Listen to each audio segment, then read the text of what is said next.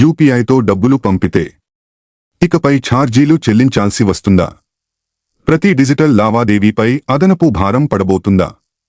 ఈ ప్రచారంపై కేంద్ర ఆర్థిక మంత్రి నిర్మలా సీతారామన్ కీలక క్లారిటీ ఇచ్చారు. భారత్లో డిజిటల్ చెల్లింపులకు విప్లవాత్మక మార్పు తీసుకొచ్చిన యూపీఐ ఇప్పుడు మరోసారి వార్తల్లో నిలిచింది.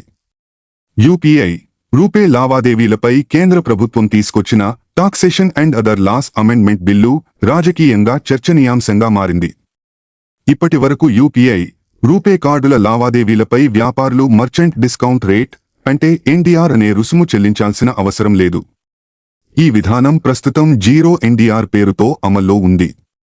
అయితే కొత్త బిల్లుతో భవిష్యత్తులో అవసరమైతే ఎన్డీఆర్ పై నోటిఫికేషన్ జారీ చేసే అధికారాన్ని ప్రభుత్వం తన వద్ద ఉంచుకోవాలని ప్రతిపాదించింది.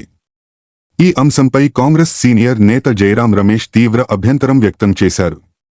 ఉచిత డిజిటల్ చెల్లింపులకు ప్రభుత్వం చట్టపరమైన రక్షణ తొలగిస్తోందని, దీంతో చివరకు వినియోగదారులపైనే భారం పడుతుందని ఆయన ఆరోపించారు. అంతేకాదు, ఈ నిర్ణయం వెనుక అమెరికా ఒత్తిడి ఉందంటూ కూడా విమర్శలు చేశారు. అయితే ఈ ఆరోపణలను కేంద్ర ఆర్థిక మంత్రి నిర్మలా సీతారామన్ పూర్తిగా ఖండించారు.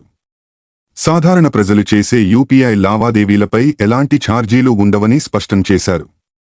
ఎన్డీఆర్ అనేది కేవలం వ్యాపారులకు సంబంధించిన అంశమేనని, వినియోగదారుల నుంచి ఒక్క రూపాయి కూడా వసూలు చేయబోమని తెలిపారు. బ్యాంకులు, ఫిన్టెక్ సంస్థలు తమ నెట్వర్క్, భద్రత, సాంకేతిక మౌలిక వసతులను మరింత బలోపేతం చేసేందుకు ఈ ప్రతిపాదన ఉపయోగపడుతుందని వివరించారు.